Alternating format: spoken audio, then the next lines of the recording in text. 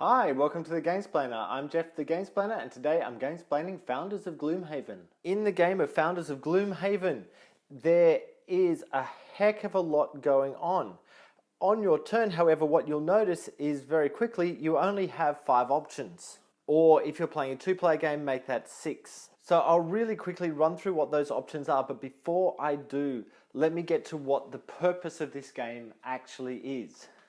This is the Founders of Gloomhaven. It's set a few hundred years before Gloomhaven. So if you've played Gloomhaven, this is building up that location. You start with each player in location with a resource tile.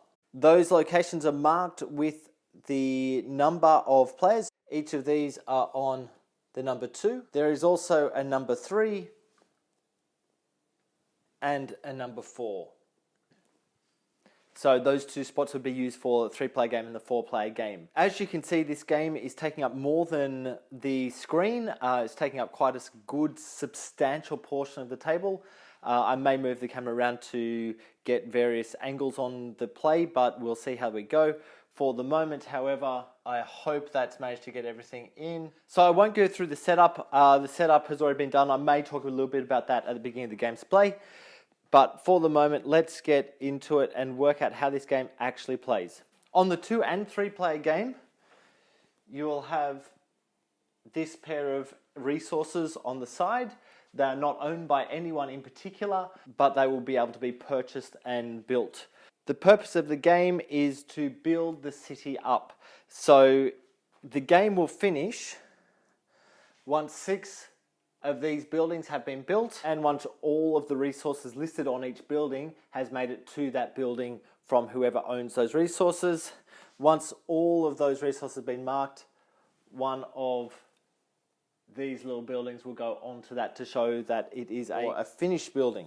Once you have 6 of them finished, the player whose turn it is who finishes off that 6th one finishes their turn, and then points are added up. The only extra points are 1 point for every 4 money and 1 point for every red gem that you have left. What are the gems? The gems are generally used for voting. There are 2 types of gem, white and red. White is called fleeting influence, red is called lasting influence. Meaning, white, whenever you get to a vote, and I'll talk about voting later, that will need to be used in that vote, or if it's not used, it'll just be discarded. Red, if it's not used in that vote, will be maintained for the next time or when you choose to use it, or you could use it in the vote. Once it's used, obviously it is used and goes back to the supply. I will get to voting in a little while. You're trying to get 6 of these main buildings all built. To get them built, you'll need to supply goods. There are the goods that are provided that cost 6 money, and there are goods that are provided that cost 4 money. Whenever you use one of these buildings to get points off those buildings, the final buildings, whoever does the joining of the building to the main building will get points according to what's on the main building. So say for example, we're to join this building, which is an infantry, onto this building, the person who's joined those 2 together would get the 9 points. Or should I more appropriately say, the person who owns the initial infantry building would get 9 points. However, that 9 points would then get 5 of its points thrown to the people who own these buildings. Hopefully the owner of this particular building owns one of those 2 buildings. It's usually the case. That gets then thrown down to these 2 buildings and that building. So that building is in accordance with that. Whoever owns this one will get 1 money. Whoever owns this building would get 4 money. But that 4 money would need to be split between the owners of these 2 resources, which are this size card again. So you can see how there's that trickle-down effect of the goods, of the money that goes to each thing supplied. So being the owner of the buildings is really necessary for you to keep getting money or gaining points, should I say. That's actually points listed on the buildings, not money, sorry. The symbol for money is that little symbol there.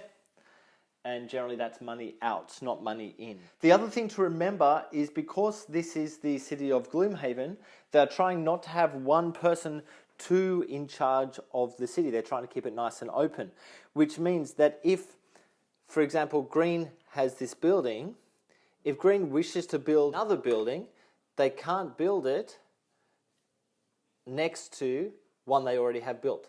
What they'll need to do is put a road in between that building and any other building that they have, so that we don't end up with too much green in the same area. However, the other player is by all means allowed to go right next to the other coloured buildings. If you can get your head around that and keep your head around that, you'll do okay with this particular game.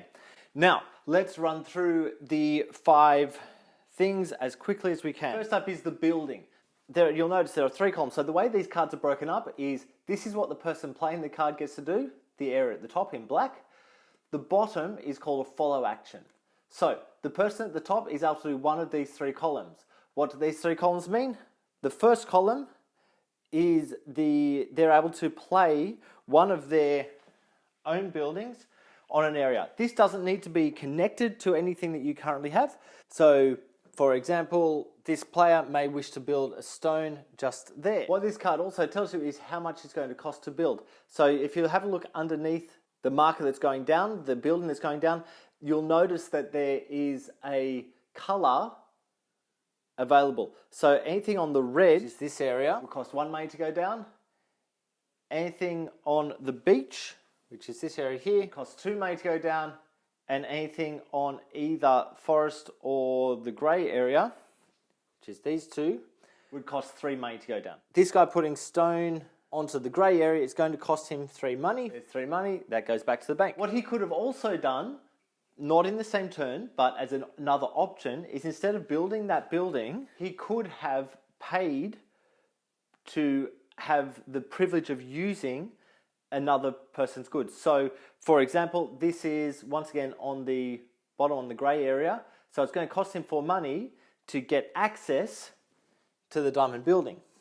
So what that looks like is putting the player's token underneath the owner's token, showing that he has access to that building, which now means that he can use that building to build the next level up buildings. He will then pay in accordance with this. So because they're on the level 4, he's going to pay 4 money. He'll pay that 4 money not to the bank, but to the other player. So the person whose token he's put his influence underneath. And what the third column does is exactly the same thing, but this time he is going to gain influence over one of the places that hasn't been built. You'll notice that it's costing 4 no matter where it's placed. So he'll spend 4 and that will go to the bank this time. And that will gain him one of the 2 that are off to the side. He can put that anywhere. So he may put that up there. He spent his 4 money. What now happens is his token goes down, showing he has the ability to affect that or to use that. And then the other player's colour, or one of the non-used colours, goes on top of that, showing that that is owned by the non-playing level or character or person or whatever you want to call that. He now has access to use the population as well as his cows, which may help him further down the track, or it may not. What a better way to go would have been for him to actually build the wood one there.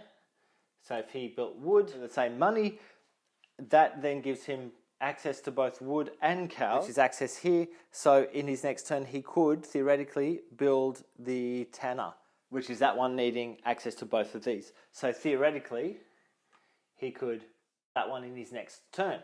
Follow action goes in player order and allows the players now to either build their own thing on either the red or the white area. You can't build on the grass or the stone, or influence of a building that's in the red or the white. There are none in the red or white at the moment, so he can't. That one was there, for example. He would be able to pay the 2 money to the white player to be able to get influence over that particular place. The next one we're going to look at, it's the same top and bottom, but the player who is playing the action gets to place a road next to his building, so it enables him to join other stuff together. So for example, if it's now white's turn, white has access to these 2. He can now build this building. It's going to cost him 4 money. So he uses 4 money there, 1, 2, 3, 4. That goes back to the bank. That allows him to build that there. He places his token over it. The owners of these 2 get the points. So the owner of the cat, which is him, which will get 1 point, and the non-playing person will get 1 point. So it's 1 point going for him. He now has built that one, so he'll put a marker on that. Because that's the first time his colour has gone on there, he gets 1 more income. So he's now on 2 income, and the green player is on the 1 income. He then gets to build a road. That road has to be connected to what he just built. So he might put that there.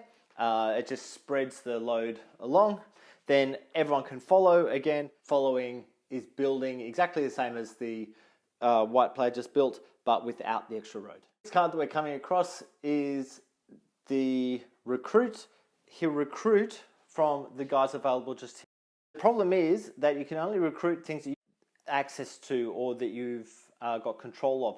So at the moment, he's looking at this tracker. He can recruit anything with the cow face on it or anything with the hide on it. There isn't anything available for him to recruit at the moment.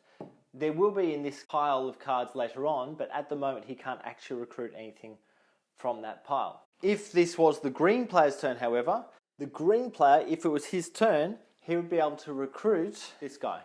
Now what these guys do is you look at what type of card they are, and they give the follow action of the other card, so the construct card in this case, which is this one I'm about to get to. That then goes in his hand, so he could play that on the next turn if he wished. It's basically a better version of this type of card. You also gain as a one-off a bonus, so in this case he'll get a red token, and that goes into his hand. So he's taken the card, he also gets one of the white gems, and everyone else gets to follow without taking any gems. Now before the follow happens, he needs to still pay for that, so he pays 1 money to the bank. The other guys can't follow, so now's a really good time to talk about the back of the card. If you can't follow, or you don't wish to do anything that's on one of the cards in your hand, you can play a card face down. If it's your lead turn and you play a card face down, everyone else does not get to follow that. If it's your follow turn, you can go to one of these actions on the back in order to help you out. So you can either take 1 money, take 1 white influence, or you can take a roadway, and whenever you take a roadway you'll place that onto the map straight away.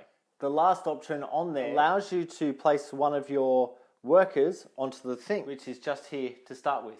Once we get to turning these into actual cards, they flip over. There's a worker space on the back. So when you place your work on this card or your own personal card, it enables you to do the action or whatever the words are, and that stays there till the point when someone calls for a vote. I won't go through what each of the options are because there's a heap of options on them. So if you have built a house, you'll have a worker spare. Place him on there for free as your action and then do what it says.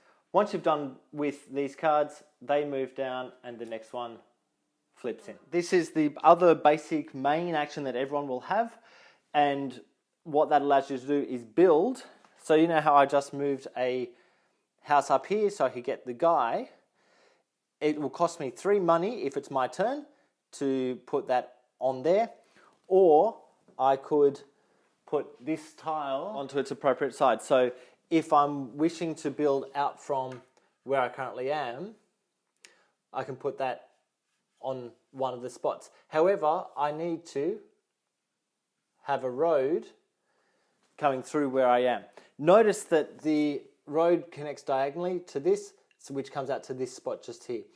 Even though they're straight walls, straight access through the walls, it's actually accesses that way. It's just so that they can fit in properly is really what we're aiming for. Now with these, so you've got the gate through the wall, or you've got the bridge across the river. With these, only the person whose colour it is that's put that down is enabled to use that. So only white's able to use that particular gate. If green wishes to get through this wall, they'll have to put their own gate in. So now white is joined to anything that they build in this area here so that they can get the usage of things they built in this area. The follow action on that is exactly the same thing, but it'll cost the 4 money, which is what it should cost. You'll also notice that building the house down here has uncovered a +1 of the gems, of the white gems. Every time that you take income, you also get however many white gems are uncovered.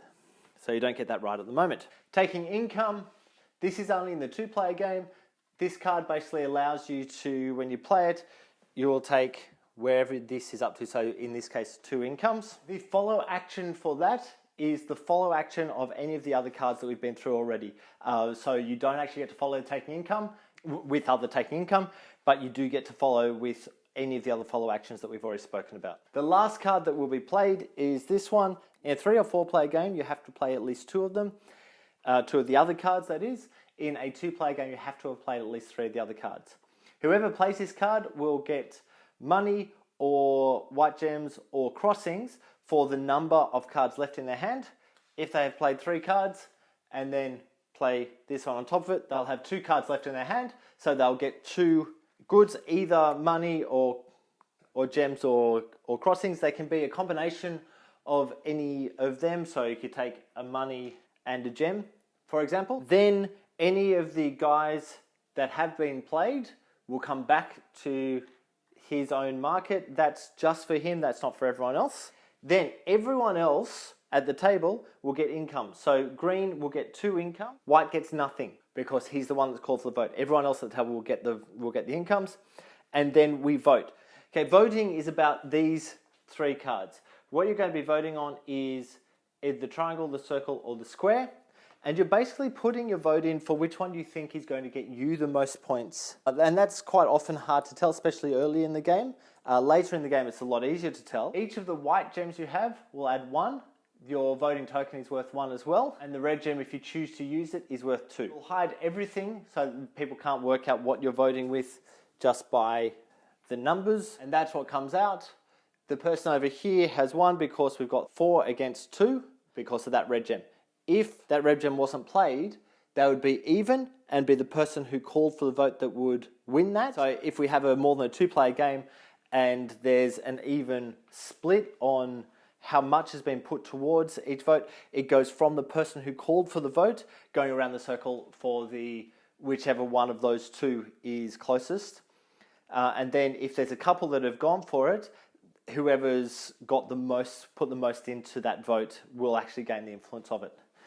So that one for the moment is the winner. All gems used in the vote, win or lose, go back to the bank. The winner was this card.